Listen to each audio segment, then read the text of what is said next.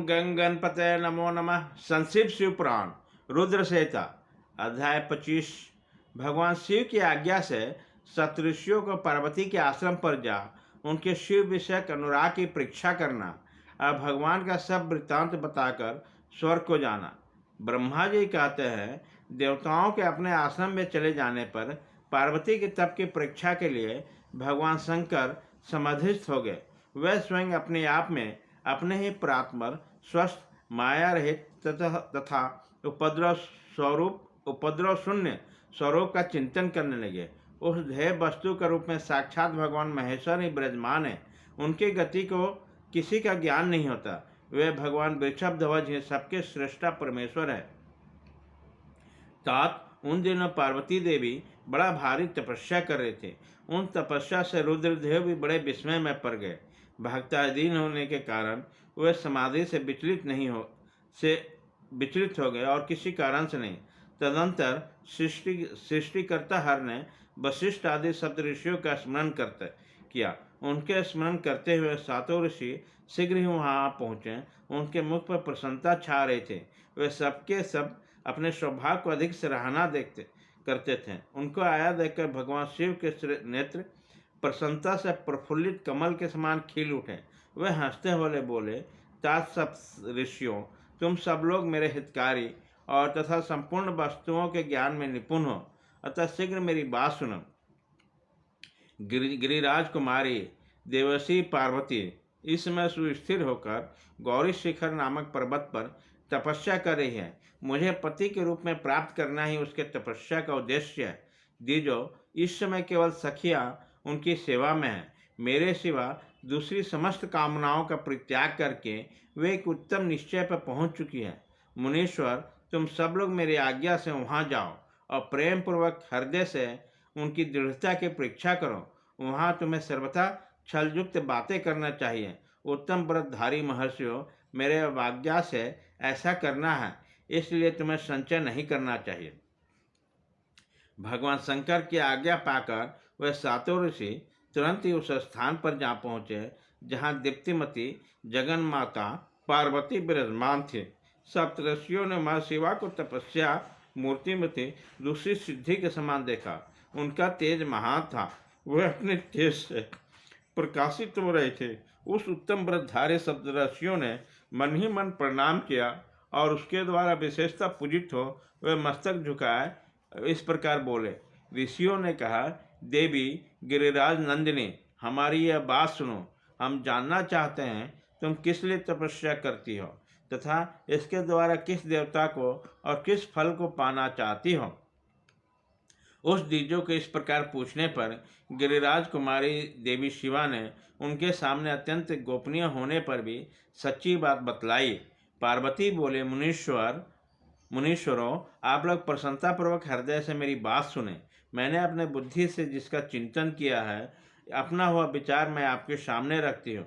आप लोग मेरी असंभव बातें सुनकर मेरा उपहास करेंगे, इसलिए उनमें कहने में संकोच ही होता। तथापि कहती हूँ, क्या करूँ। मेरा यह मन अत्यंत दृढ़तापूर्वक उत्कृष्ट क्रम के अनुष्ठान में लगा है और ऐसा करने के लिए विवश हो गया है। यह पाने के लिए बहुत बड़ी और ऊंची दीवार खड़ी करना चाहता है। देवर्षि का उपदेश पाकर भगवान रुद्र मेरे पति हों, इस मनोरथ को मन के लिए अत्यंत कठोर तप कर रही हूँ। मेरा मन रूपी पक्षी बिना पंख ही हठपूर्वक आकाश मोड़ रहा है। मेरे स्वामी करुणानिधान भगवान शंकर ही उसकी इस आशा को पूर्ति कर सकते हैं।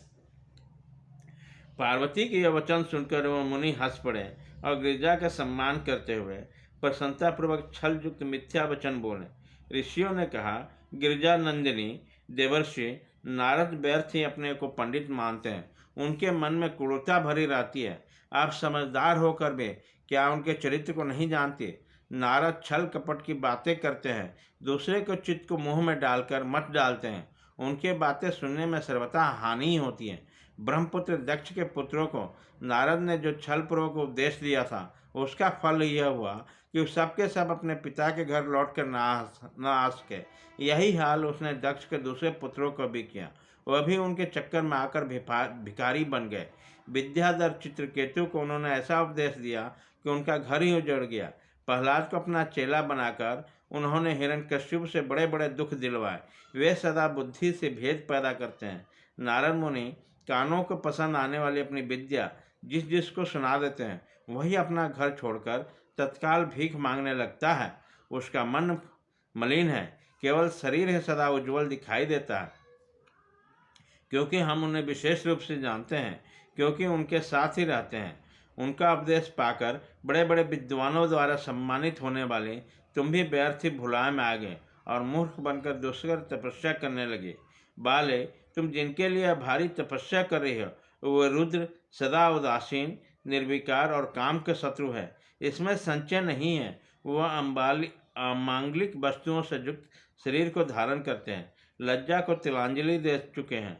उनका न कहीं घर है न द्वार। वे किस कोल में उत्पन्न हैं इसका भी किसी को पता नहीं।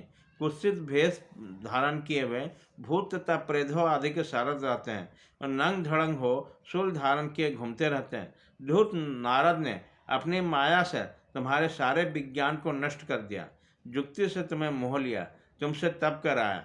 देवश्री गिरिजानंदिनी, तुम ही विचार करो, ऐसे वर को पाकर तुम्हें क्या सुख मिलेगा। पहले रुद्र ने बुद्धि ने खूब सोच विचार कर साध्वी सती ने विवाह किया, परंतु वो ऐसे मूढ़ है कि कुछ दिन भी उसके स्वाद निवाह नहीं कर सके। ऐसे विचारी को ऐसे ही दोष देकर उन्होंने त्याग दिया और सर्वथा स्वतंत्र हो अपने निष्कल और शोकरूप सौरभ का ध्यान करते हुए उसी के सुखपूर्वक रम गए। देवी, जो सदा अकेले रहने वाले, शांत, संग्रहित और अद्वितीय है, उनके साथ किसी स्त्री का निर्वाह कैसे होगा। आज भी कुछ नहीं बिगड़ा है। तुम हमारी आज्ञा मानकर घर लौट चलो और इस दुर्बुद्धि को त्याग दो। महाभागे, तुम्हारा भला होगा।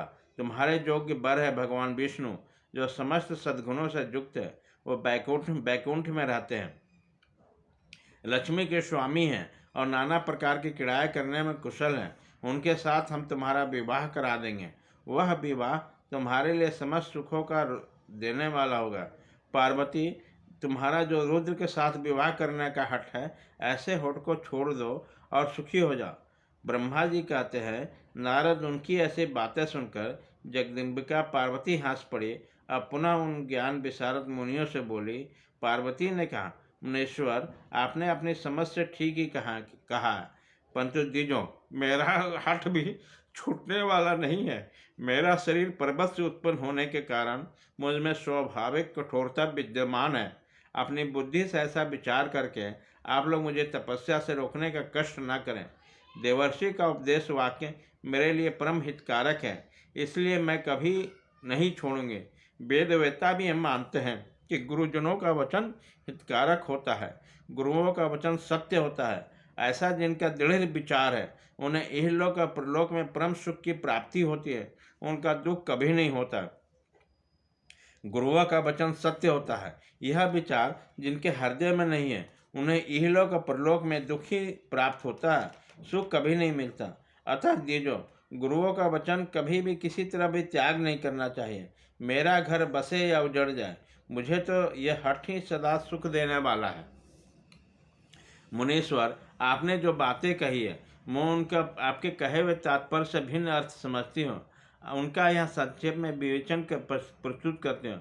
आपने यह ठीक कहा कि भगवान विष्णु सद्गुणों के धाम तथा लीला बिहारी हैं। साथ ही आपने सदाशिव को निर्गुण कहा। इसके भी जो कारण है वो बताया जाता है कि भगवान शिव साक्षात परम ब्रह्म है, अत्यंत निर्विकार है। वे केवल भक्तों के लिए शरीर के धारण करते हैं, फिर भी लौकिक प्रभुता को दिखाना नहीं चाहते हैं। अतः परमहंसों की भी जो प्रिय गति है, उसी को भी वह धारण करते हैं। इसलिए वह भगवान शंभु परमानंदमय हैं, इसलिए अवधूत रूप में रहते हैं। मायालिप्त जीवों को ही भूषण आदि में रुचि होती है, ब्रह्म को नहीं। वे प्रभु गुणातीत, अजन्मा, मायारहित, अलक्ष्य गति और विराट है। जो भगवान शंभु किसी विशेष धर्म या जाति आदि के कारण किसी पर अनुग्रह नहीं करते। मैं गुरु की कृपा से ही शिव को यथार्थ रूप में जानती हूँ। ब्रह्म ऋषियों, यदि शिव मेरे साथ विवाह नहीं करेंगे तो मैं सदा कुमारी ही रह जाऊंगे, परंतु दूसरे के सिवा विवाह नहीं करूंगी। यह मैं सत्य सत्य कहते हैं। यदि सूर्य पश्चिम दिशा में उगने लगे, मेरु पर्वत अपने स्थान से विचलित हो जाए, अग्नि शीतलता को अपने ले तथा कमल पर्वत शिखर को सिखा ले, ऊपर खिलने लगे, तो भी मेरा हठ नहीं छूट सकता। यह मैं सच्ची बात कहती हूँ। ब्रह्मा जी कहते हैं, नारद ऐसा कहकर उन मुनियों का प्रणाम करके गिरिराज कुमारी पार्वती निर्विकार चित्त से शिव का स्मरण करते हुए चुप हो गई। इस प्रकार वह गिरिजा को उस उत्तम निश्चय को जानकर वह सप्तऋषियों को भी उनकी जय जयकार करने लगे और उन्होंने पार्वती को उत्तम आशीर्वाद दिया। मुने गिरिराज की परीक्षा करने वाले उस सातों ऋषि उनको प्रणाम करके प्रसन्नचित्त तो शीघ्र भगवान शिव का स्थान को चले गए। वहां पहुंचकर शिव को मस्तक नवा, उनका से सारा वृत्तांत निवेदन करके उनकी आज्ञा ले पुनः सादर स्वरलोक की ओर चले गए। अध्याय 25।